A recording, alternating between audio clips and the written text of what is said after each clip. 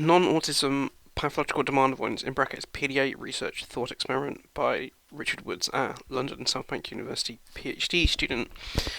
So yes, I do have some conflicts of interest, such as I'm developing various PDA tools, such as the PDA belief scale, and I do earn some income from delivering PDA training sessions.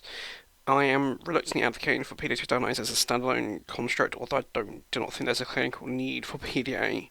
A bit about my perspective. I'm diagnosed as autistic in 2012. I do meet Elizabeth Newson's PDA profile, but I'm not emotionally attached to it. I'm presently no longer basing my identity on diagnostic categories as much as I can do in practice. Um, I'm equally respecting divergent views and evidence on PDA to synthesise appropriate interpretations on PDA. My PhD is investigating PDA, and I'm part of the Critical Autism/Disability Studies group at London South Bank University. This is my interpretation of PDA and its literature. Others may disagree.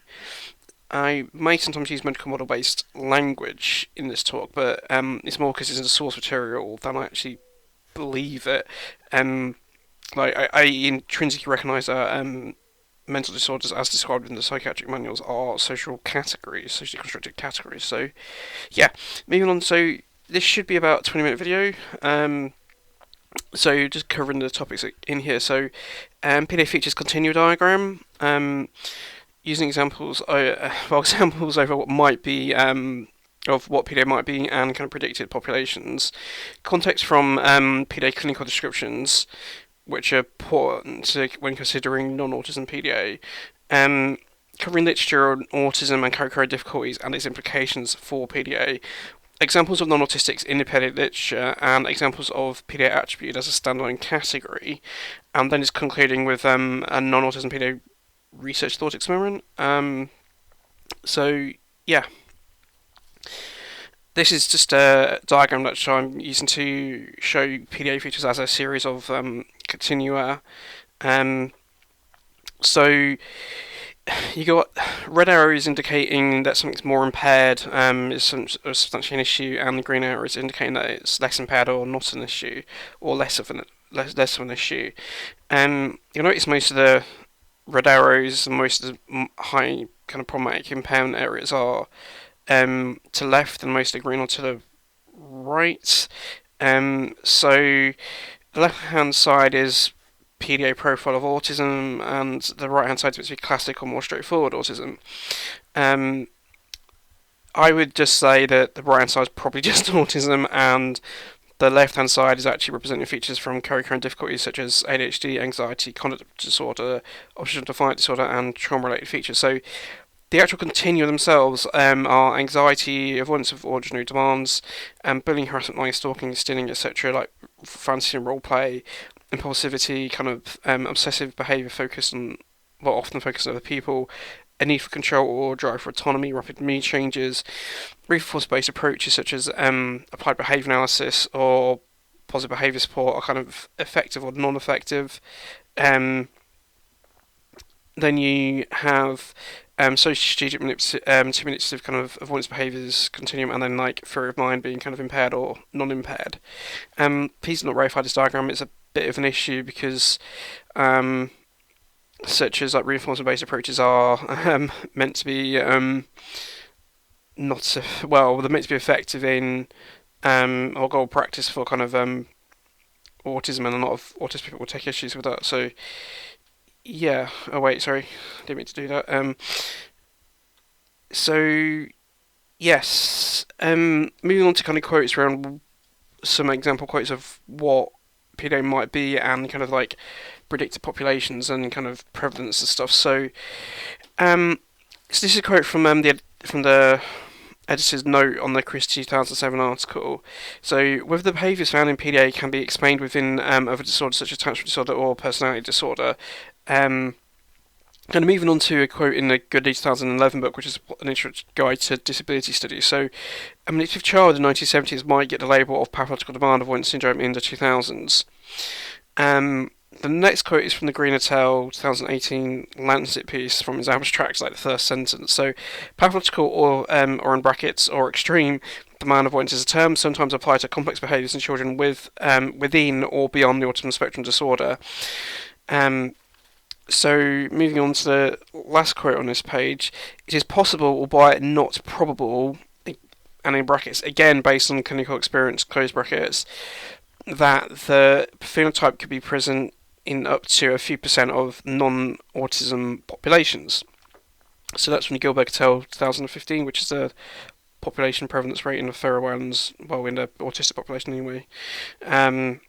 So this is a quote from commentary from Christopher Gilbert from 2014 on the initial validation of the Extreme Demand Avoidance Questionnaire. So, yeah. So PDA is not just encountered in autism or oppositional defiant disorder or as a separate entity. According to my own 40 years of clinical experience, it is not at all uncommon in language disorder, ADHD, in brackets particularly the inattentive subtype, or ADD, close brackets, selective mutism, score refusal, anorexia nervosa, certain behavioural phenotype syndromes, in brackets, this including T2Q11 deletion syndrome and Marfan syndrome, close brackets, and epilepsy. I'm just removing a reference there. It is very likely a label that would fit almost perfectly with the phenotype of Japanese diagnosis of hikikomori. Even though no prevalence estimate of PDA yet exists, I'm convinced that it is not an extremely rare phenomenon. So yeah, there's already some discussion in the PDA literature around what PDA might be and that it is seen outside of autism. So yeah, when you kind of consider PDA's clinical descriptions and its potential relevance to to non-autism PDA, it kind of matters because these predicted PDA populations are based on nuisance criteria. But the literature is also quite clear that it's problematic viewing nuisance criteria as a form of autism. So, for an example, we know that Newton describes its social avoidance as being manipulative, but if it's manipulative, it indicates like intact empathy and theory of mind, so therefore not autism. But we also know that the behaviour profile of the PDA have changed over time to become autism-like. So the non-autism aspects have been kind of changed away. So, for example, focusing on manipulative-based traits. So, ED strategies of avoidance are essentially socially manipulative. That's in Newton's 2003 article. Strategies of avoidance are essentially socially manipulative, and the social manipulative is in quotation marks in Annals 2016. That's the initial. Sorry, that's the revised 11 PDA disco items paper. Then to use his social strategies as part of avoidance, ED distracting and giving excuses. That's taken from the National Autistic Society website in 2018, but from it's mentioned in the Green et al. Lancet piece.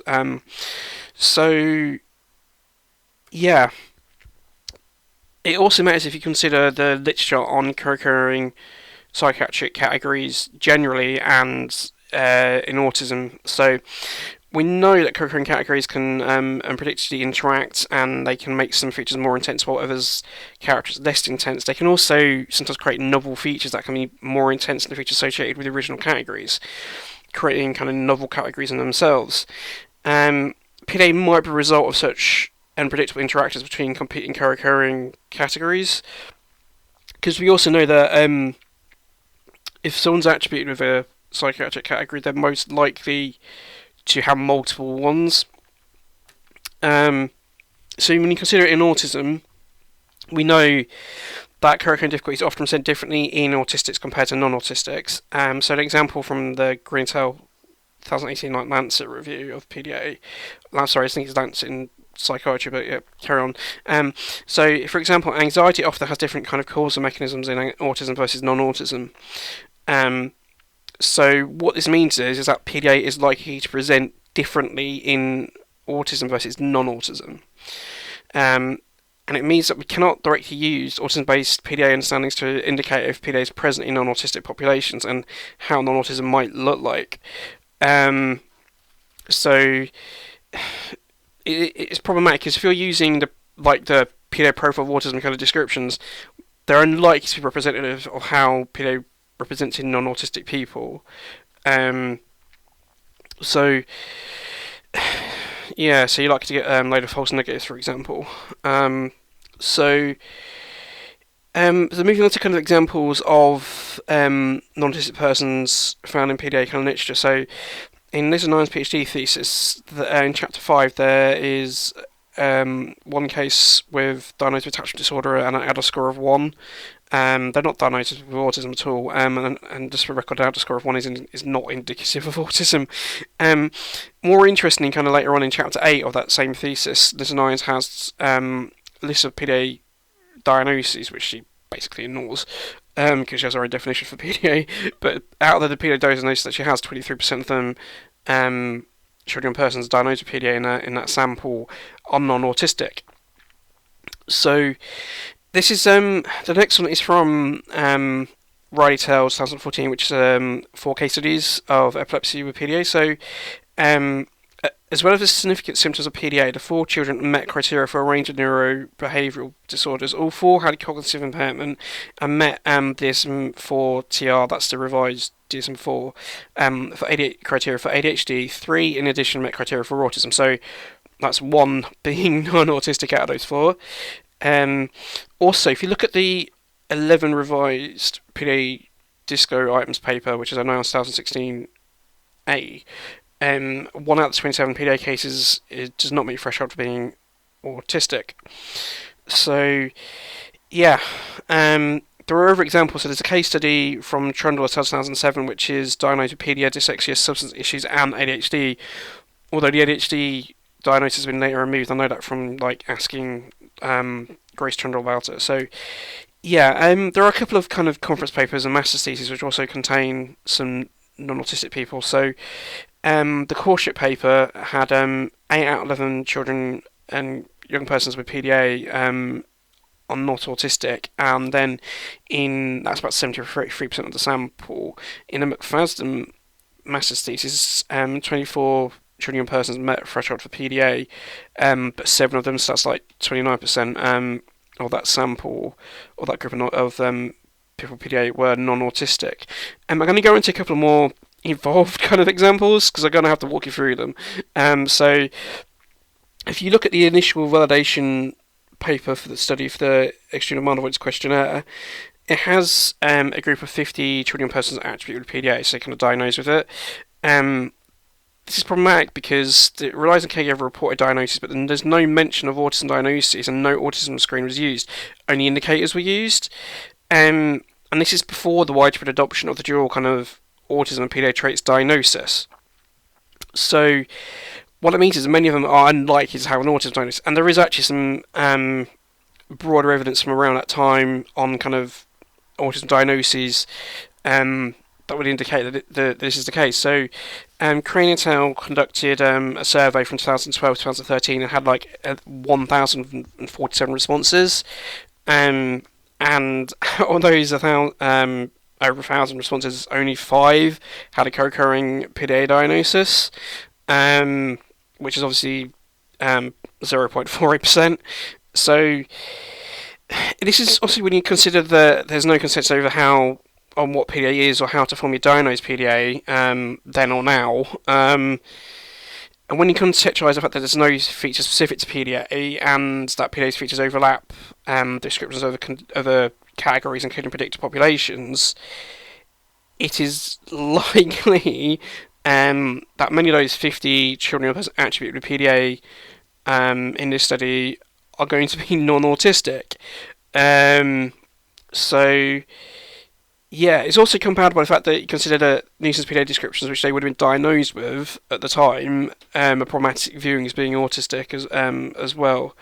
So the next example should be slightly more straightforward. It's from Announced 2014B. So this is the one where they're comparing a small group of children and young persons diagnosed with PDA and comparing it with autism children and persons and a group of those with kind of callous and emotional issues. So they had 25 children and persons attributed with PDA. There's no information on autism diagnosis, but the CAS screening tool was used, which I think is a childhood autism spectrum screening tool or something.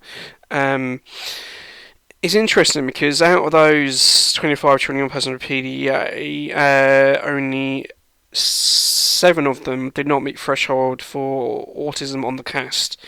But the autism group, which was about 9 of them, they had 39 autistic children and persons.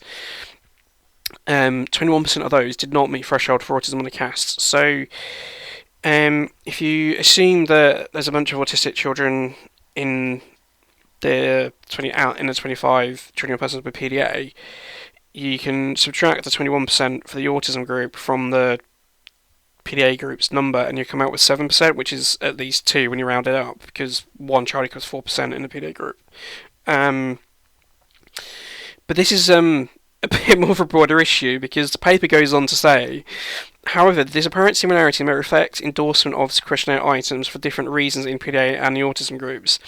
For example, endorsement of the CAST item imposes routines on oneself or others may reflect a need for sameness in autism but a need for control in PDA. So what it means is that the PDA group maybe the scores on the CAST may be inflated due to how they're interacting with the autism-related items. So what that means is that the amount of them meeting threshold for autism is likely to be inflated, which means that the numbers of non-autistic children and persons with PDA out of those 25 is likely to be more than what's kind of reported. So likely to be more than a 2 or 7 children and persons, depending on which figures you want to go with. So, yeah, I'm going to move on to examples of PDA being diagnosed as standalone category. So, there's at least 150 cases in Newsom's PDA database. I say at least 150 because she excluded cases that had autism features, and we know this because she literally tells us in the 2003 article. There's also around 100 out of the 375 reported PDA diagnoses in the Being Misunderstood report with the PDA Society 2018 that seems to be just standalone PDA diagnoses. And it's also important to note that we also got, again, going back to the Cranitel study, they made this data from about 10 years ago, but they said that data screen identified 91 cases that needed to be excluded from the final sample, and exclusion criteria included, or he and she had a primary diagnosis of pathological demand avoidance, and they basically explained it's not in the main diagnostic manuals, and they viewed it as being a co-occurring difficulty, so not autism. Yeah, there's other cases. So, 4 out of 22 PDA cases are standalone diagnoses in the Langton and Fredrickson studies, looking at educational experiences of those or children and persons attributed with PDA. So that's around 18%. We also go back to the various case studies in PDA. The vast majority of those are standalone diagnoses of PDA. So there's at least 9 case studies. I'd point out that 2 of them did diagnose PDA as a standalone category, but they viewed PDA to be part of the autism spectrum. So that would be the Eaton, Banton, and Trundle. So yeah. Going back to the points about the debating nature around PDA, some people suggested that PDA might have features that are seen outside of autism, or the features itself may be caused by something other than autism. So, for example, that the double hit one is suggesting that PDA might be caused by psychopathic tendencies, for example. And there is some kind of evidence to kind of suggest that this might be the case. So there's some suggestion that PDA is not caused by autism, but by hyperactivity and conduct problems. And one of those studies indicated that PDA might also be predicted by anxiety as well. The announced 2014B paper shows that PDA is a triple hit of autism, conduct problems, and anxiety. A more recent study using the Industry Demand Avoidance Questionnaire in adults suggested that both autistic traits and anxiety were unique and equally important predictors of demand avoidance. So, yeah, and I'd point out that if PDA is containing features that's more than autism, it cannot be autism, because it literally cannot be something it is more than. And this is just basic logic. A plus B plus C does not equal A. This is more just a final one to note that like anxiety seems to be an important factor. So this is from Johnson Saunderson, 2003. Support for the notion that anxiety and the intolerance of uncertainty continue to play a role in the maintenance of PDA behaviours in adulthood. So yeah, the reason I mention these is because if you're going to be researching or investigating PDA non-autism, it should have similar causal relationships and mechanisms, but how it kind of presents should be slightly different in autism versus non-autism. Um, so we're going to move on to the end of this talk. This is literally just a thought experiment. It's just one slide, and it is the concluding slide. So the setting for this hypothetical study is an inpatient unit. And the users the following kind of questionnaires. So the extreme demand avoidance questionnaire in adults, the full autism quotient, the GAD-7, PHQ-9, and the strength of difficulties questionnaire. The final four tools are commonly used in research and practice. Semi-structured interview is kind of done to kind of investigate, qualitatively investigate how PDA might present, but also to give some kind of a scoring, some kind of additional scoring to indicate if someone's a PDA or not.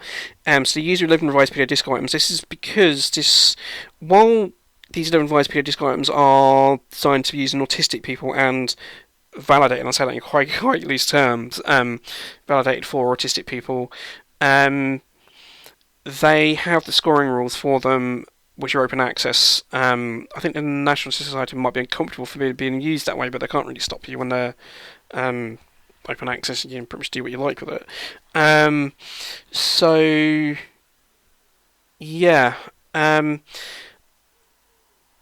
So the results this kind of study produces is that PDA features predicted by conduct problems, hyperactivity, and anxiety, but not autistic, and that there's 20 non-autistic scoring high on the extreme avoidance questionnaire in adults, and the 11 revised PDA disco items. So there does seem to be something going on there. The qualitative results from using the 11 revised PDA disco items indicates that these 20 non-autistics have demand avoidance, social manipulative avoidance, rapid mood changes, impulsivity, lacking their own identity, various criminal and problematic behaviours. Would these two studies indicate cases of non-autistic PDA, and why? And that's literally it. The purpose of this is just to kind of this thought experiment to get people to kind of think about and reflect upon and consider what non-autism PDA might look like and what kind of research might indicate it and might be suitable to indicate it. So these are my contact information. So that's my email address, Twitter handle, ResearchGate link, YouTube channel which you should have, and these are references. There's literally only 4 reference slides. I'm not going to link on them loads, because you can just pause the video and access them. This is the second reference slide. I should also note that the images of the slides, reference slides, is available in a link in the description to the text used in the slide. So yeah, where this is the third reference slide, so we're coming to the end of the video.